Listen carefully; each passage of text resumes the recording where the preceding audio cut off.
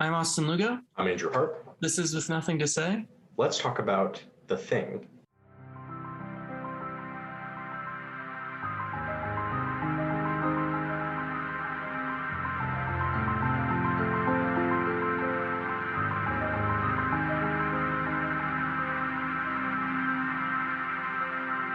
Before we get started today, just a quick shout out to our friends at Bad Scripts. This is a really funny, interesting podcast. It's about these two friends, Mike and Steve, who wrote these scripts when they were kids 18 years ago. They come back 20 years later, they're reading their scripts, they're acting them out, and they're just kind of going over what it was like to be a kid, what it was like to write scripts as a kid, and has the last 20 years, has wisdom changed them in any way?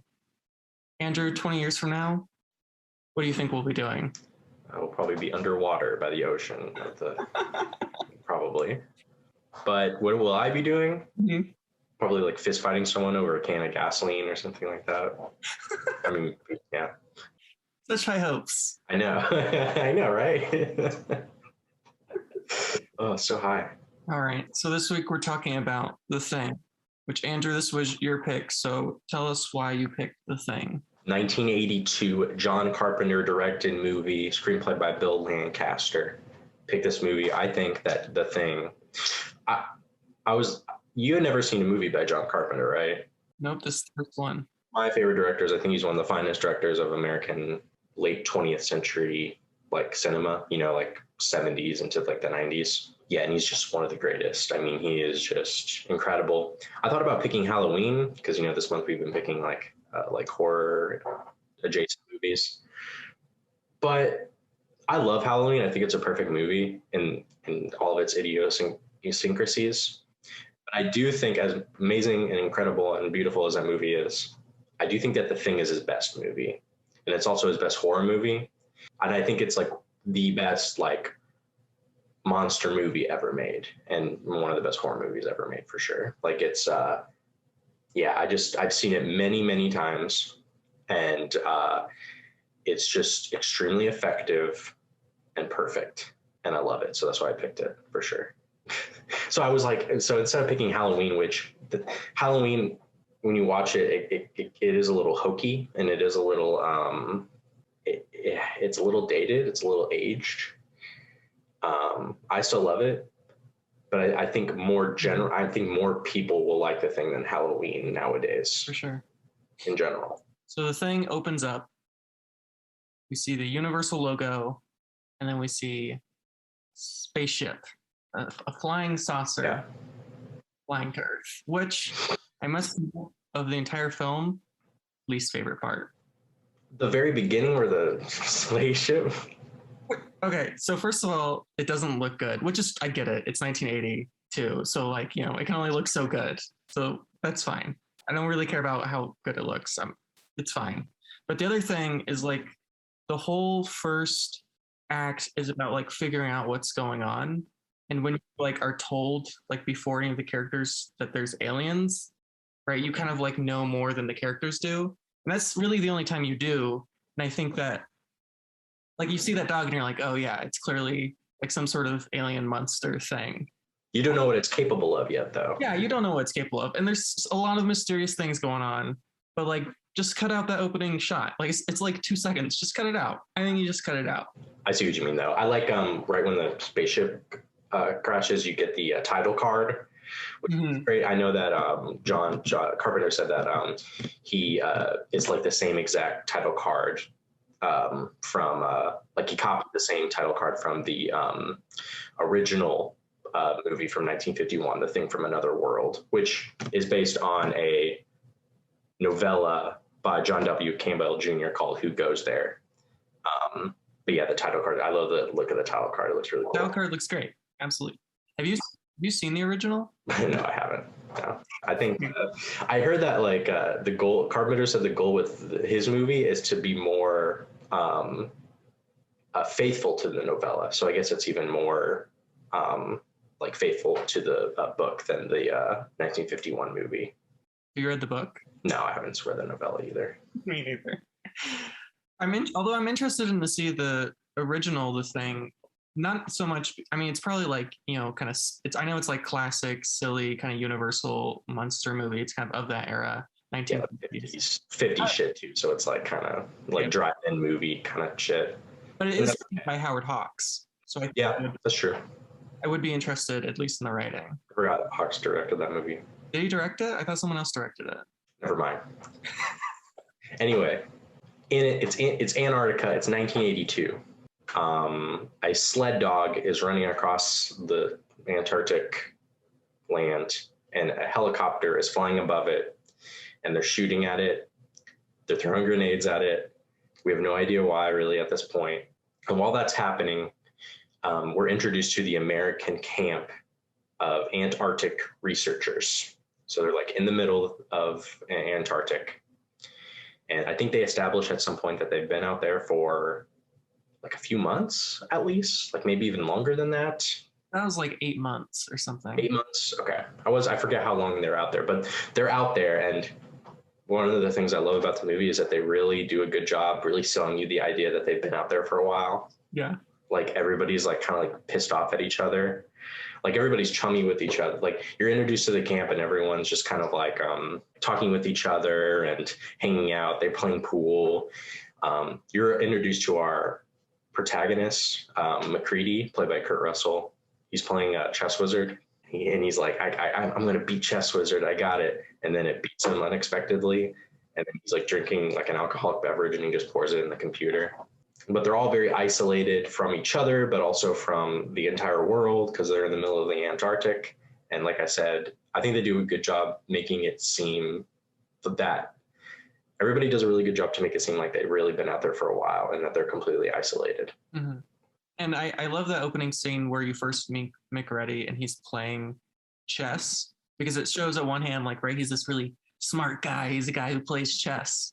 But then at the same time, he's willing to just like use might to, yeah. And that scene too kind of connects what happens at the very end. Yeah. So we got this guy. He's chasing down this dog. He's like firing a sniper at it. Keeps missing. He's throwing grenades. Miss. Helicopters coming around, and all of the Americans, they come out and they're like, "Hey, what's going on?" They're like, "That's a Norwegian." They're like, "Well, what's a Norwegian doing here?" Because I guess there's a Norwegian camp. Mm-hmm, yeah. Like an hour away. It's pretty close. And the Norwegian's flying around shooting things. They're like, "What the hell's going on?" The dog like jumps up and he just seems like a happy, normal, dog.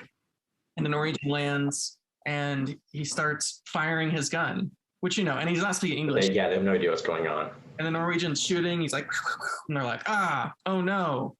They don't want to die. So he shoots one guy. He shoots one guy in the leg. Yeah, he shoots one of the guys in the leg.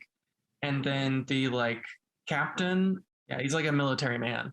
He gets his gun, breaks a window, and shoots the guy right in the head. Norwegian's dead. The dog runs into the facility where I guess there's a bunch of other dogs because I guess they use them for sledding. I guess probably. Yeah, there's a character named Clark, and he's like in charge of all the dogs and stuff. So yeah, I guess like I liked all the once again, I love the cast for the American base because everybody kind of has their own little thing.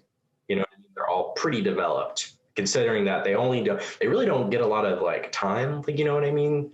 But I would say for the most part, everyone's pretty developed. Everyone, everyone's pretty clear for the most part. I would say pretty clear. You kind of I would say you get a little bit confused between the two old scientist guys a little bit. It's I'm like, is that okay, yeah. Sometimes I get those guys a little bit confused, but for the most part, everybody's pretty distinct. But yeah, he kind of, the dog sort of evades, any kind of harm. Yeah, he evades harm, and now he's kind of in the American camp hanging out. And, everybody's just like, what the fuck was that? That's crazy. Maybe we should go to the Norwegian camp. Because it's, like you said, it's an hour away, and they kind of talk about this for a little bit. And MacReady, he's a helicopter pilot. That's his thing. He knows how to pilot the helicopter. And he and two other characters, they decide to go to the Norwegian camp to see what's going on. And so they fly to camp, and as they're flying towards camp, you can see there's this big billow of smoke. Yeah. That's weird. Yeah. So they land down next to it. Everything has been like burned to the ground. Like just great set, great looking set. All the sets look absolutely amazing. And of course, everyone just they look so cold because they're outside and it's freezing outside. I believe that I recommend that if people like the movie a lot, I recommend getting a Blu-ray copy so you can get the commentary with John Carpenter and Kurt Russell. It's very, very good commentary. They're very funny, and like Carpenter is able to like really pack in like interesting things. I believe that like that is like a California set when they go inside the Norwegian base. Really? Yeah, like that's not like a set that they build in Antarctica or wherever. They filmed the movie. They filmed like the outdoor snow stuff like in Alaska and British Columbia. Mm-hmm. But the set where they go inside Norway, that's like a set that they built like in Hollywood or something like that. Huh. Didn't know. Mm-hmm.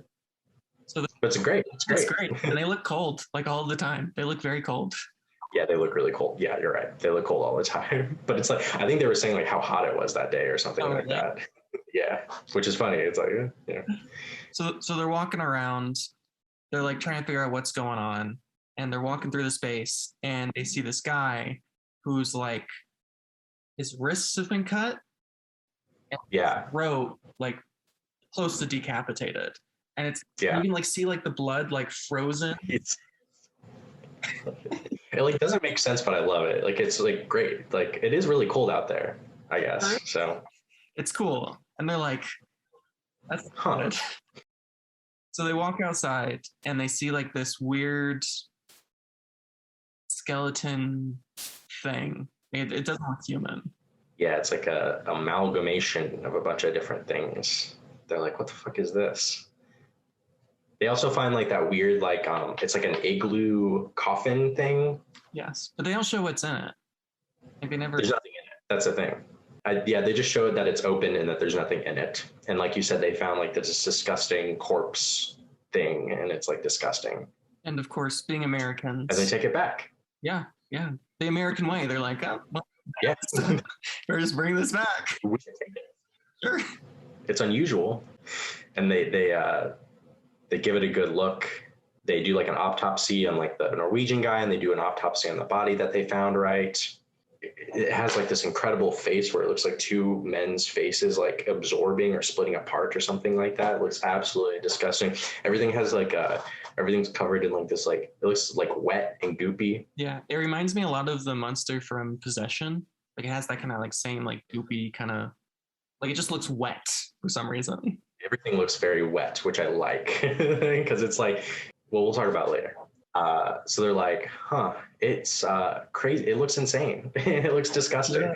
And I think they cut open, there's also this scene where they cut it open and they're like, yeah, this just has like, this has just like all kinds of like random body parts and shit in it. That's weird. Cut back to the station, the dog is walking around. There's like a quick shot where it walks into a room, whose room you don't know who he walked into. And it's just, and the guy like yells at Clark. They're like, Clark, put the fucking dog in the kennel with the rest of the dogs. By the way, that dog's a good actor. Great actor. Great dog acting. They mentioned in the commentary, they're like, that is like one of the best. Carpenter's like, that is one of the best actors I've ever worked with. He's just like, man, look at this. Like he stops. Like it's just, he has like, for some reason, I don't know why the dog, like, I think he eventually starred in like an adaptation of White Fang, right? Sure. I think he did. Like it's the White Fang is the book by the one guy. Jack London. Yeah. White Fang adaptation. But yeah, for some reason the dog is just like really good. Like it has like his great expressions, and the way that he like puts him in the kennel and he like walks really slow into the kennel, and then he sits down very like maniacally almost, and is just like staring. Doesn't like do anything. And Clark's like, okay, and he turns the light off and he walks away. And then you get an amazing scene with the dog transforming. Pretty much. Yeah, that monster scene is just one of the most insane scenes that I have ever seen. The like head of the dog like turns into a flower. It looks like peeled back. Oh, it's so gross. It like peels back, and then there's like inside is like another like alien head thing. Mm-hmm.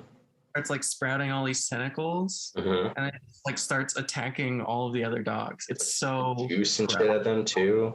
First of all, yeah, like just to say, like the creature effects in the movie are like some of the greatest, maybe the greatest of all time. And I noticed when I watched it this first time, what they kind of do, it would be really, really hard if you had an uninterrupted shot of like a dog transforming into a big monster. So what they do is that they like do a really good job at like cutting. So like it'll be a cut of one like phase of the transformation, cut to the dogs freaking out, and then they cut again, and it's like the other phase, but you didn't see the transformation. I think that's really effective because you're using great practical effects, but it would be really, really difficult and probably impossible to like, I don't know, craft some practical thing that like especially the practical object, especially something that's supposed to be like weird and complicated, like the thing where it sprouts and transforms and it oozes and stuff. So I think like they do a really good job of like doing like these quick cuts to show like how horrible and indescribable like the monster is. I'm guessing like they remade this movie in like the 2010s or 2000s. I'm guessing like there's nothing like that. I'm guessing it's all CGI and you get to see like the monster like transform and shit, which is it just would not be as effective. No, I imagine that it was not good. I mean, I haven't seen it. I haven't seen it either. But I can only. Yeah, I'm assuming it's CGI. Yeah. But they're like, what's that sound? The dogs are freaking out. Another thing, the sound design on this, fucking incredible.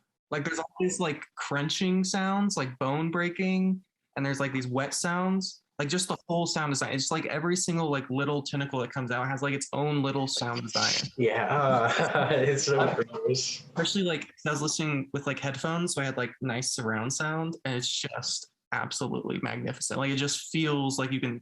Like I think the sound is almost more terrifying than the actual like visuals itself, and I think that's part of the reason why. Right, they can cut back and forth because even when you're not looking at the monster, you can like hear it transforming. That's a good point too. I didn't think about that too. You can hear what's going on at the same time as well. It's just incredible and gross, and you're just like, ugh. Like it just like I don't know, it just like turns you the wrong way. It's great. Like you said, it's attacking these dogs, whatever it is, and everyone's like, "What the hell is that?" The whole team shows up, and they're like, "What the fuck?" And MacReady, who's basically the smartest one there, is like, Childs, played by Keith David, flamethrower, you know, because when they went to the base and they saw like the remains of like the weird body, they noticed that they tried to burn them. Mm-hmm. So MacReady is like, I wonder if like fire will be effective against whatever this thing is. And so they go in there with a flamethrower, and this thing is like bigger now. It's like it's basically a big pile of meat at this point. And it's like, oh my God. Yeah. And like, yeah, like Keith David's like right there with the flamethrower, and it does that thing where like it opens up and then it has a mouth come out, and then it like spins and attacks Keith David, but before it hits him, it gets it with the flamethrower, and it's like horrifying. Sure is. And they kill it supposedly, and once again they do Blair. By the way, Blair, one of the scientists, played by Wilford Brimley, fantastic. I like Wilford Brimley a lot. Yeah, he's great. He's a big, large guy. He's great. He's got a funny voice.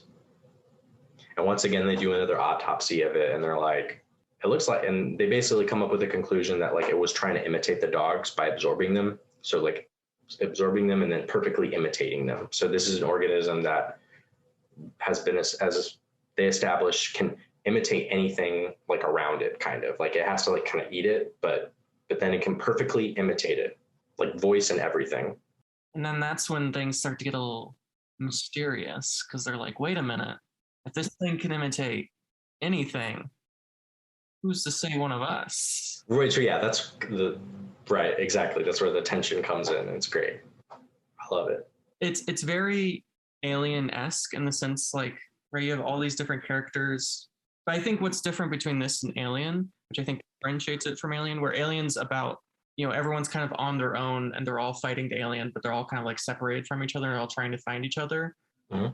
This one, I mean, it's similar in the sense that they're all kind of trapped in one location and they're all fighting the big monster. But I think the big difference here, and perhaps why this, I wouldn't say works better than Alien, but why it works differently than Alien, is where Alien, like, you know what the alien is, right? Like it's this big, giant black monster. It's terrifying. Alien is basically like a slasher movie with a really big, insane monster, kind of, right? Like, you know there's someone around, but you don't know where it is or where it will strike.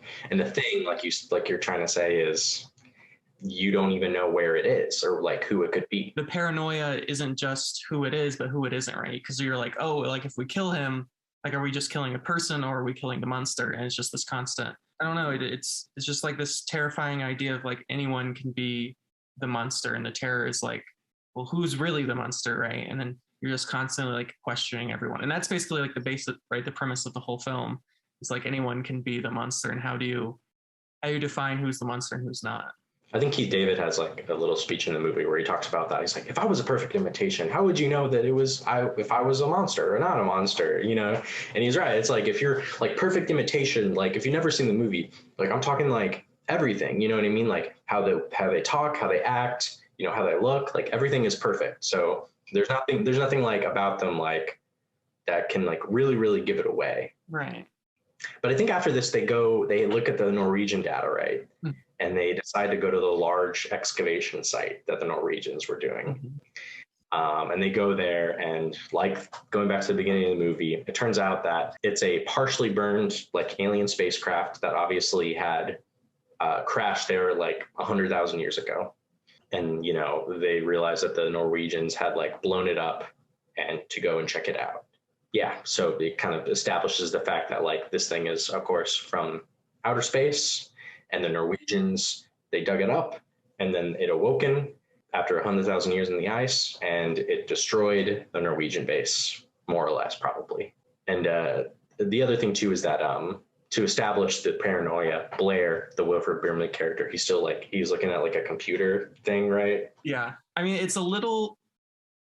think it's fine. It's a little exposition-y, but I mean, like, you have to like get these things across, and I think it does it well, so it's fine. You know, it's scary. Like, it's a very slow scene, but I think like the information that is transmitted to the viewer, it's a little like, whoa, that's kind of creepy. That's scary. Yeah, and it's a very quiet. There's one of the things about this film. First of all, there's not a lot of music in it. I thought John Carpenter wrote the music because it's very like John Carpenter-esque, but he didn't. Someone else did.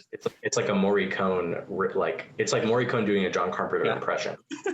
It's a good impression, but there's not really, like, other than like a couple of like big moments, there's really not a lot of music in this. It's a pretty quiet film, but through a lot of the film, there's like the sound of wind that's just like almost constantly there, creating like this really eerie tone. And at this moment, it's like a pretty quiet moment. Like, it's just the scientist on his computer, you know, doing scientific things, and he's looking at these little cell models. Yeah. And it's like, and it shows like the parasite or alien cells like taking over the cells of a dog. You're like, oh, okay, it can clearly, you know, take over that. And he's like doing some stuff. He's like typing things, and you know, it says like percentage that one or more station members have are the organism, and it was like 75%. 5%, and you're like, oh shit, not good odds. That's not good. And then he's continues typing. He's like, okay, well, what happens if like this thing leaves here? And they're like, if it like at first contact with the rest of the world in 27,000 hours, the entire world will be conquered, and you know, no more humans, extinction basically. Mm-hmm. Like, shit, that's really bad. You can see it on Blair's face. Yeah, he's very great performance. Yeah, you can just, it's like there's not really any dialogue there, but you can like just see there's like an empty like alcohol bottle next to him, which is a nice touch. And you're just like, yeah, this is a pretty intense moment. And then kind of right a little bit after that, I think they talk about Blair, like MacReady and another guy. They do a little meeting where they talk to each other, and he's like, yeah, I'm worried about Blair. He's talking to MacReady. MacReady's just like, whatever. That's the thing where they're in the some sort of like machine or like a bulldozer, like a crane or something. For some reason, that scene reminds, and I think this was purposeful. Does it not remind you of that scene in 2001 where the two of them are sitting and Hal's like watching them? Doesn't it like have like similar? I don't know why I thought of that, but it does. Yeah, where they're talking. Honestly, yeah, you're right. That is a pretty similar scene now that you mention it. Yeah, because it does the thing where it goes outside of the window, and it's if someone's watching them and you can hear them, but they're talking to each other. Yeah, no, it's quite similar. Yeah, but it's a good scene. They're basically just saying like, I like how that conversation progresses too, because the guy is like telling MacReady, I'm worried about Blair. Like, look, I have his journals here, and MacReady's just like, whatever, like I don't give a fuck. Blah, blah, blah, blah, blah. And he's like, look here, it says they're still living cells in the body. And Kurt Russell's really great. McCready just like stops talking. He's like, they're still alive. He's just like, wait, are you serious? Like, I love how he like kind of stops. Like, that's just like a really good moment. Yeah. And at the same time, two of the crew members are like moving like the body from the Norwegian camp. One of them leaves, and then another one comes back, and the guy has his like, remember, he's like covered. He has like the tentacle around him, and he's like pink. Mm-hmm. And he's like, oh my god, and he like runs away.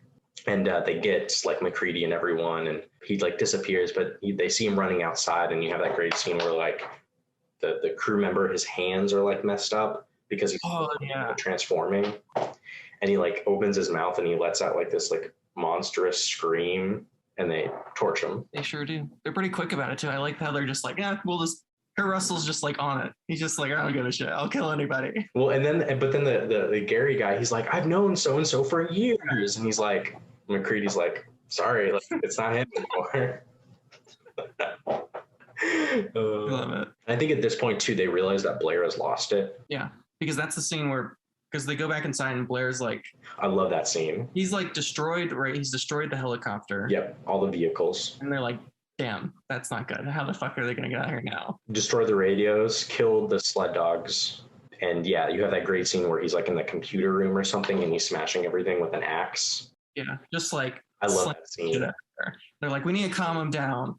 And he has a gun too. Yeah, he's like shooting. He's like, and he's like, he's like shooting at them, like just like waits on. He's like, because he's losing it because he's like, we're not getting out of here. We can't. Like, this is bad.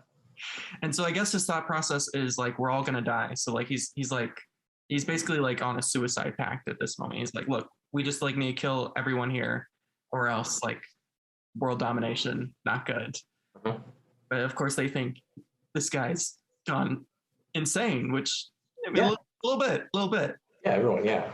So they kind of like, they fight him down and they grab him and they put him in the tool shed because they're like, look, this guy is not doing great. Let's keep him here and just like let him, like, we don't know if he's a monster. We don't know if he's not a monster, but like either way, he needs to be separated from everyone else. Yeah. They put him up there and they're now at this point, they're like, shit, we could be the thing. I think one of the guys suggests maybe the only way to find out who is like through a blood test. You maybe be able to compare like a member's uncontaminated blood with contaminated blood, be able to see like who it is. But when they go there, they've been destroyed. So they're like, oh, shit. Well, who had access to it? And Gary, the guy who's supposed to be in charge, is like, I had access to it. And they're like, well, if you are the only guy who had access to it, then you probably destroyed it.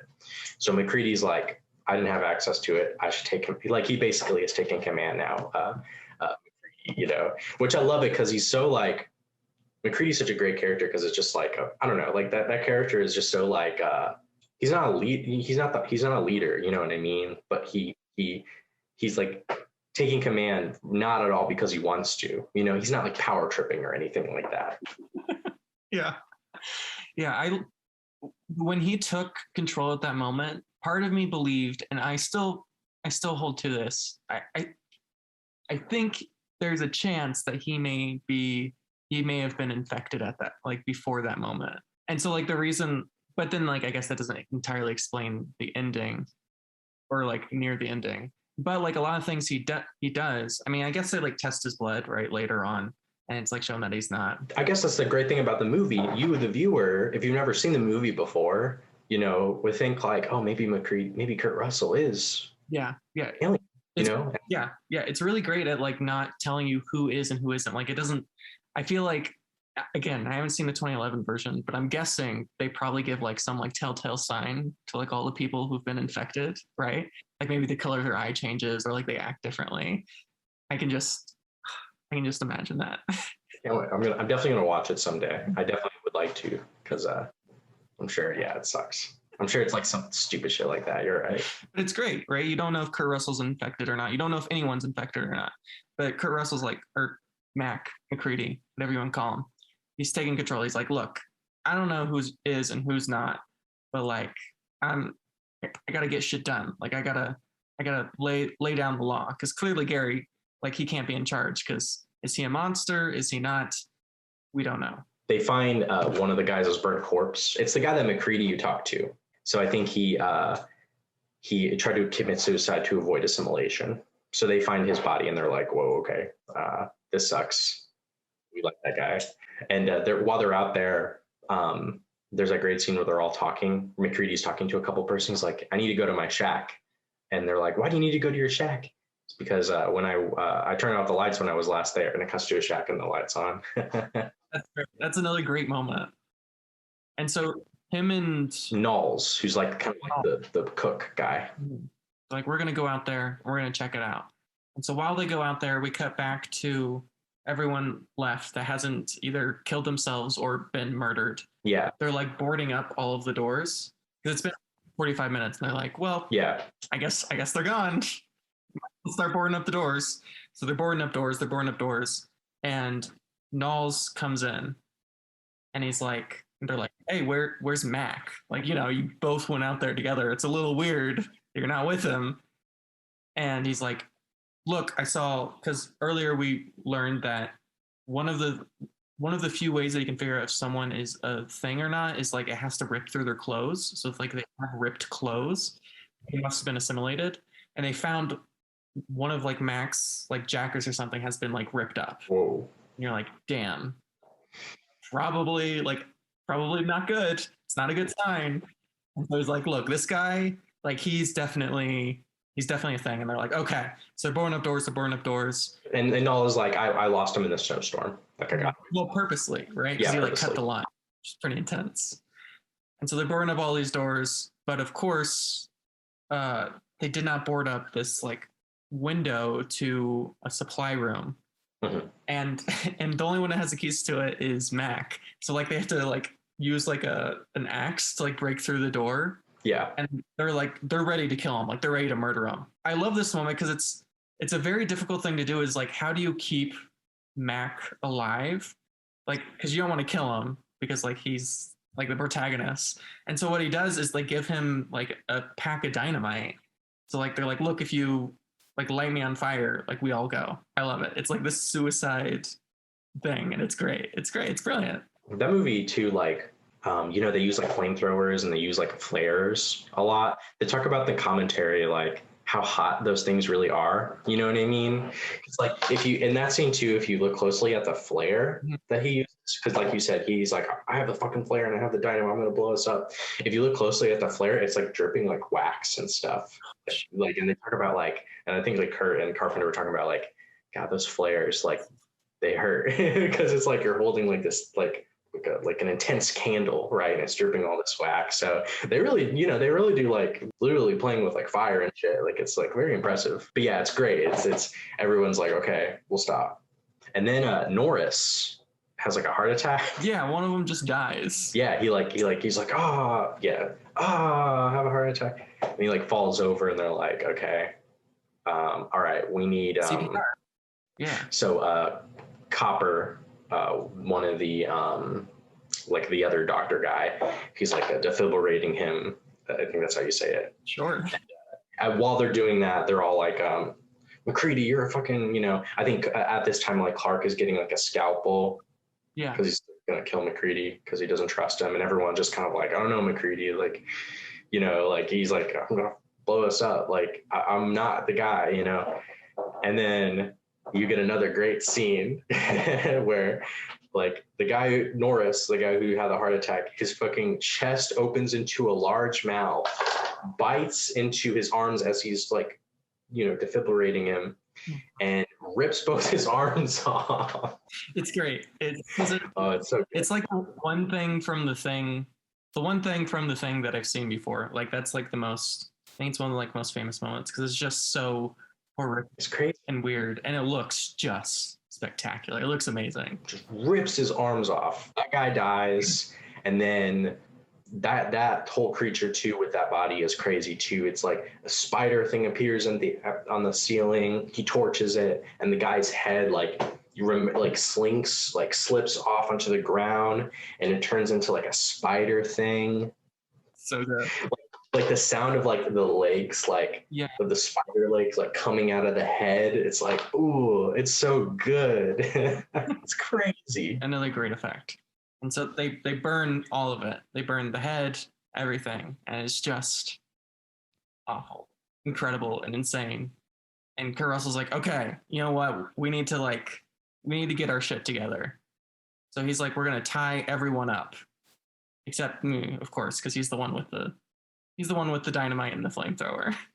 Right. One of the guys is like, I don't like believe you, like I don't give a shit, and like Mac points a gun at him, cocks it, and he's like, no, I'll definitely kill you. I don't remember which character it is. It was Keith David's character. Yes. Childs. And then like right when he's talking with that, Clark comes in to kill him and he shoots him in the head. So he kills Clark is dead. Yeah. Just shot him right in the head. Just like, here's Clark. Yeah, Clark is dead. He's gone. I mean, he was in self-defense, I guess. But, you know, he's gone. So basically, like, at this point, MacReady's like, okay, I have a theory. So he ties everybody up. So the blood thing, maybe because it's the alien thing is different than us, the idea of blood, even the blood itself is like an imitation, like it's not real. So if I were to, so what he decides to do is he heats up like this bronze wire, right? Puts it, copper wire, and he puts it like in the little blood petri dishes. Mm-hmm. And if there's a reaction, then, or not a reaction, then you're not the monster. If there's no reaction, it's probably your blood, real blood. He has no scientific basis for this, but it's like, I guess like that's such a specific thing to do, you know what I mean? But at this point, it's like, I think that's a realistic thing, you know? They established the blood thing earlier and no one there is scientists. They don't have the original blood anymore. Yeah. So I think it's a decent hypothesis to think up from someone like MacReady. I think it's perfectly reasonable. Yeah. I mean, it seems to be reasonable. It doesn't seem like overly like, you know, we had to read some like fancy science textbook. Like it makes sense. It's like, oh yeah, that seems like something someone came up with. And that blood scene itself is probably my favorite scene in the movie. It's just so slow and so intense. And the thing is, I think part of the reason it works is because it's a long time before you know if like that's actually like, you don't know if it's like bullshit or not. Like you don't know if it's actually working. Yeah, you don't know if it's working because like the first like 3 or 4 people, like he puts it in, he's like, oh, you're safe, but you're like, really? How do you know? Like, are you sure? Like, you don't know. And it's so intense. It's so slow. And just like every single person is just like, okay, we cut them, put it in, and it's just so slow and long. And you're just like waiting and waiting and waiting until, of course, you get the blood and he puts it in and a fucking monster comes out. Yeah, it like jumps out. And like they have that shot too, right when it's Palmer, one of the not the radio guy, but you know, the funny guy, the Harry Dean Stanton looking guy. He's like he's almost like you mentioned Alien. He kind of reminds me of Harry Dean Stanton's character in the movie. But he like you said, it jumps out, and I like the scene too where like the blood is on the floor and it like moves. Yeah, I forget how they did that. But like it moves on the ground, and Palmer, the guy who is the monster, it's like he's like shaking around. And that's another example where they do the thing where they show him, cut to the guy's freaking out, cut again to another phase of the transformation. And it's disgusting. He's like, his face is like melted and shit. And of course, MacReady is trying to like burn him with a flamethrower, but it's not working. And he like gets up and he his head turns into a mouth, and he gets Windows, the other guy with the flamethrower who was supposed to burn him but is like freaking out, and he smashes him, and he's like flinging him around and stuff, and you know, and he just like throws him, and then they finally are able to kill Palmer, thing guy, and then they have to kill the other guy too because he is also now infected. And another great thing about that scene is like some of them are still tied up to him, so like they're like freaking out because they're tied up to this goddamn monster, right? They're like sitting right next to it, and they're like, "Oh my god!" Like, yeah, that's great. The entire time they're like screaming and freaking out, like, "Get it!" Yeah, which it really adds to. It'd be one thing to add music, right? Like to a scene like that, you could, but like it's just I think the sounds of like everybody freaking out is like much better. It adds more to the scene because it's like there's definitely way more fear involved. So then they kill the monster. They're like, ah, great, we did it again. But they haven't tested everybody yet. Mm-hmm. So they continue to test people. And I love I love the editing of that scene. Because like right after they'll test someone, like the next cut will be like them standing next to. Right, because they're good. Feel like you're good. We trust you. Like immediately. Like I love how quickly like trust just like immediately changed. Just like, oh, you're good. You're safe. Like you're one of us now. Like you go from like, we're gonna murder you to no, you're on our side. Just like that. And so they go through the rest of them. They go through Childs, Knowles, and the last one's Gary. And like, of course, everyone's like, it's got to be Gary. Like Gary's got to be a monster. Like there's no way he's not a monster. But he's not. They do the blood thing, and they're like, oh shit, a monster. Yeah, he's good to go. Yep. And now you have the new band, and they're like, okay, we got to go test Blair. So they're like, we got to go to Blair. He's been there. I don't remember if this. I think I forgot the scene where they go check on him like a little while before. I love that scene where Blair's like pleading with him, like, can you please let me out? And it cuts, and it's like in the foreground, it looks into like the peephole, and it's Blair, and like right next to him is like a noose. Yeah, what is up with that noose? That is one of the funniest things ever. Like that shot, because he's like, he wants to kill himself, right? Like, because he's like, but I don't know why. That's just like one of the funniest like shots in the whole movie, where it's like, but I just find that so funny where it cuts to him. He's like, really, I'm okay. Like, I'm totally fine. And it's like just a shot of him next to the noose. That's just so funny. I love that. But yeah, they're like, we got to go test him. Blair is not there anymore. Yeah. And they leave Childs behind, right? I believe Childs is the one. They leave him behind on guard. Yeah. On guard. So the three of them go to check Blair, and Blair's not there. And they're like, well, that doesn't make any sense. Like, where the fuck is he? And so they're like walking around. And Mac like steps on a board, and like it sounds hollow. So they open the board. They're like, oh shit, Blair has built a tunnel. Like, of course, just go right into the tunnel. Yeah. Like, oh, we should go in here. So they go into the tunnel, and he's built like this cave, and inside the cave is like beginnings of like a saucer spaceships kind of thing. Yep. They're like, oh, I guess we know what happened with Blair. So they're like, okay, they go back to the base. Childs isn't there. He's gone. They're like, okay. And the power generator has been destroyed. So basically, like, there's no heat anymore. And McCready, once again, reasonably thinks like, okay, so the thing, I think, wants to go into hibernation again so that when a rescue team arrives, they'll find it again, and once again, it will spread. That's kind of its goal at this point. So McCready, Gary, and Knowles are the three guys left, and they're like, okay, we just need to torch the station, light it, detonate it, destroy it. And that's what they do. They destroy the base. They completely destroy the set. It's really fun because they're just like, we need to heat up this place so it doesn't have the opportunity to go into hibernation. So they completely destroy the whole thing. And they're like, okay, we need to set explosives to kind of destroy its spaceship area thing. They're like, okay. And during this time, you get, of course, a sequence of events where Knowles and Gary are killed by the thing. They're destroyed. I like it too. McCready is like setting up everything. He's like, "Hey guys," and he doesn't get an answer, and he realizes like, "Oh, shit." Oh, great.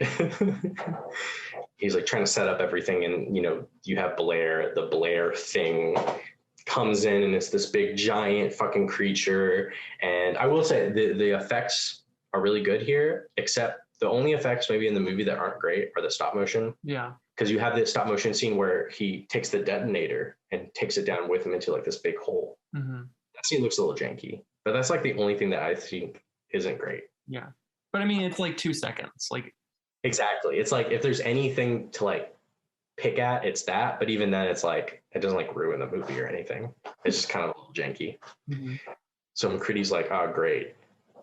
But he has dynamite, lights it. He says the titular, he's like, and fuck you too. He throws it. It's like the one action line in the movie. The whole movie is like very, very like serious, by the way. Mm-hmm. That might be the only moment in the movie where it's like kind of like action movie-y. But for the most part, the movie is very like serious, realistic, grounded. There's like not really any jokes, Yeah. which I think fine considering kind of like how like kind of like crazy the whole situation is. Like it's a very, very serious movie. Hmm. And he blows him up. Yeah. He blows him up. Big explosion. I mean, just like all out explosion. Just everything's exploding. Just all kinds of explosions. Mhm. And I thought that McCready died at this point because, you know, everything's exploding. But he doesn't. He's alive. He's made it. I mean, it doesn't really matter because he's destroyed everything. And they're in the middle of Antarctica. And they're not supposed to, no one's supposed to show up for like until the spring, which is like a long time from when they are. Like a significant amount of time. But McCready's alive and he's like, damn, I did it. And he sits down and Childs walks up to him. He's like, hi. They're like, oh, Hi. I mean, basically, Could I use your help? well, which one of us is the thing, or either of us the thing, or neither of us the thing? And doesn't matter because are we going to freeze to death anyways? Because I thought what was going to happen in that like last thing Mhm. is he was going to be like, okay, look, one of us is probably the thing, but even if neither of us are, like we need to kill. Like we're either going to we're going to die. So why don't we just like walk into the flames? But instead, he's like, you know what? Let's just wait and find out. Yeah. And that's how the movie ends, right there. I love the ending. Perfect ending. They just sit there and they drink and they're just like you said, McCready's just like, let's just wait. Like, who knows what happened? It doesn't really matter. You know, it's just very, I love that ending. Great ending. Yeah, it's a great ending. I love it. It's great. But unfortunately, people did not like the movie when it came out. Did not Yeah, do well at it's the box funny. office. You see, that's the thing about Carpenter's movies, except for maybe Halloween. All of his movies, they come out and they're like the greatest thing ever made, and then they don't make very much money. No. And even like when it first came out, critics were like, this is dumb. Like if you go read the original like New York Times or like a lot of the like even like Roger Eberts and like a lot of the big name, you know, like critics, they're like, this is shitty. Like this is a shitty movie. This movie also came out 2 weeks after E.T. came out, like in theaters, which is like, Fuck it E.T. had no chance. God. Yeah, there was no way, right? You don't E.T.'s fine, but like I think John Carpenter said something like, yeah, I think people I guess were more interested in seeing nice aliens and not like mean aliens. Like, yeah, it's unfortunate that had to come out the time that it did, but it made like not that much money, unfortunately. I know like Universal originally had like a multi-picture deal with John Carpenter Mhm. and they were gonna make like a bunch of movies, but then like this came out and they're like, no. They like shut it away. But it's so fucking good, dude. It's so crazy how like it's such a great movie. It's kind of, and like you said, yeah, it's kind of weird how like everyone was like crapping on it when it came out. It's not that bad. Like it's really like insane. Like it's just one of those movies in retrospect that's just like fantastic. Yeah. Yeah, I didn't know about the Universal picture deal though. I didn't know they were like they dumped them. They were like, we don't get out of here. Get out of here. That sucks, but that's okay. You know, after this, he went on to make even other great movies, of course. And He's doing okay. I think John Carpenter is he's okay. yeah, John Carpenter is pretty good. He still makes music. Like he makes music for all like the new Halloween movies and stuff. He hasn't like directed a movie since like probably like 2011 or like the 2000s or something like that. He's like pretty much retired, but he still makes music. He like tours and stuff. He makes albums and you know, he's a great composer. Sure. And he's still executive producer on like all of the like Halloween and like all those movies. So, you know, He talks about how like whenever he's like, yeah, I like when he's talked about in interviews like, yeah, I love when people remake my movies because I'll be just like I'll be sitting down and I hold out my hand and all of a sudden a check falls into it. Like, okay, like, yeah, that's fair enough. If you're like just the old guy chilling, I know he loves playing video games too sweet. and making music. It's just like, oh, here's like a bunch of money. Okay. Of like here's a bunch of money because we're like making another version of a movie you made like 50 years ago. Okay, that's cool. Cool. I love it. Good for I'll take it. Carpenter. Good for him. Yeah, he's fucking awesome, dude. Yeah, one of the finest, classiest directors around. Fantastic. Did I tell you I saw Halloween Kills? Speaking of Halloween. Oh, you did? Yeah, You weren't a fan? I heard it's not very good. it's very bad. Now I haven't seen the Halloween before. I heard the Halloween before it, not bad. Like it's pretty okay. You haven't seen 2018? No. What? 2018? I've never seen it, but like, wouldn't you want to see like the first movie in a franchise before? Honestly, the two have nothing in common. And they spend most of the time explaining every single movie. So there's so much exposition. So it doesn't matter. Have you seen the first Halloween? Nope, I haven't seen any of them. So I know what it's about. Michael Myers, he killed his sister when he was a kid, and then he goes and he tries to kill this babysitter, but the babysitter doesn't die. Jamie Lee Curtis doesn't die. And, I get it. Halloween Kills is probably the worst introduction to the Halloween franchise of all time, and which is saying a lot because the sequels, especially once you get like post Halloween 3, the sequels I know get very crazy and insane and ridiculous. So I imagine that but I've heard this new movie is just evil dies tonight. Like they're just like everybody. I know that like the movie is mainly people running around trying to like get him, but it's like ridiculous. It's dumb. Like first of all, like it's very clear that Michael Myers is only killing people so like they can have like to kill people. Like there's no like establishing like who any of these characters are. You don't care about anybody. And they do this thing like that they do in Independence Day, but they do it a lot in this movie where like you'll have a moment where one of the characters will like give a speech and everyone's like, I love the dumb people clap moment. You mean like, yeah, I love that. Oh my God. And like the kills aren't even that like cool or interesting. Like the effects are fine, but it's like, you don't care. And then like Jamie Lee Curtis does like nothing in the whole movie because she's like in a hospital the whole time. So you're like, it's so dumb. That's a throwback to Halloween 2. Halloween 2, just like in Halloween 2018 and Halloween Kills, Halloween 2 literally happens. The movie begins right when the first one ends. Mm-hmm. Jamie Lee Curtis, she goes to the hospital and she's in the hospital bed the entire movie in Halloween 2, which is like, that movie is actually not that bad because I think it does actually a decent job at carrying the vibe over from the first movie. It's not nearly as good, but it's still pretty good. Mm-hmm. But yeah, it's kind of throwing it back, I guess you could say, like kind of referencing the second movie. But I imagine Halloween 2 is better than Halloween Kills, probably. Yeah, but I love Halloween. It's such like it's just like a crazy movie. You got to watch it today. I'm watching it today. Halloween. Oh yeah, today's Happy Halloween, everybody. Well, I guess when people listen to this, it'll not be Halloween. Yeah, but it'll be November. But I'm definitely gonna watch Halloween today because it's a good movie. I think I'm seeing The French Dispatch today. Okay, I'll probably see that like this upcoming weekend or something like that. I'm so excited. Yeah, I'm looking forward to seeing it as well. I've heard nothing but good things about it. This isn't really podcast discussion. It's just us talking, but yeah. Sure isn't. All right. So The Thing, final thoughts and rating. Like I said, fucking awesome movie. It's absolutely astounding, incredible. Everything about it I think is perfect. Perfect horror monster movie. It's the perfect monster. It's disgusting. It's horrible. The creature effects are amazing. They're goopy. They're wet. Everything looks really good. The cast is really great. Like I think it's a very believable movie through and through for the most part. Like it's not a very like movie kind of thing where it's like people like making like little wisecracks or anything like that. It's very grounded. It feels real. And the cast feels very lived in. Like they're all very, like I said, I just love how everyone just seems so done with being out there in Antarctica, like right from the beginning. I just really, that is established so well. And I don't know, just everything about it is perfect. And it's really hard to like find any kind of like fault, I guess. Like I said, the stop motion thing is a little janky. Maybe the end slows down a little bit. 10 out of 10, easy. I will agree with pretty much everything you said. I still have I don't like the opening scene. And I'm going to stand by that. I think just cut it out. It's like 10 seconds. Just cut out the UFO thing. Just don't care about it. Just don't. I don't think I honestly think that it feels like what it feels like is producers fucking watch the film. And they're like, how do we know they're aliens? And they're like, you know what you need like an opening shot of aliens. And that's what it is. Like, it's dumb. I don't think it was a production thing. I think Carpenter wanted that in. Well, I think it's wrong. I think Carpenter is wrong. I think it's dumb and stupid. All right. And honestly, it's my only complaint. Like, acting is great. The effects are just spectacular. The story is incredibly interesting. It's incredibly intriguing and weird.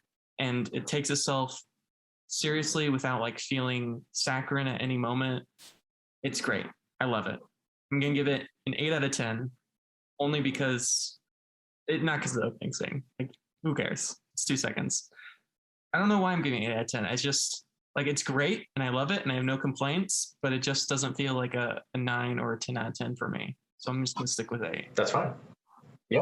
All right, y'all. Thank you for listening. You can find me at AustinLugo12. You can find me on Twitter at ADHarp24, and you can also add me on Letterboxd, Retro Andrew with a 0. We have our movie podcast, and I realized that like I never like shout out my Letterboxd account. I like watch like a movie every day, and I write at least like a few reviews every week. Add me there would probably be, you know, like I don't know why I'm not shouting it out. So yeah, add me on there. But thank you for listening. You can find our podcast wherever you get your podcasts. You can also find us on Letterboxd or Instagram at With Nothing to Say Pod. And also thank you to our editor who will now be editing all the future episodes, who's significantly better than I ever was, Shannon Mitchell. She's an incredible editor and just great at what she does, and certainly better than I will ever be at doing this. So thank you, Shannon, and thank you all for listening.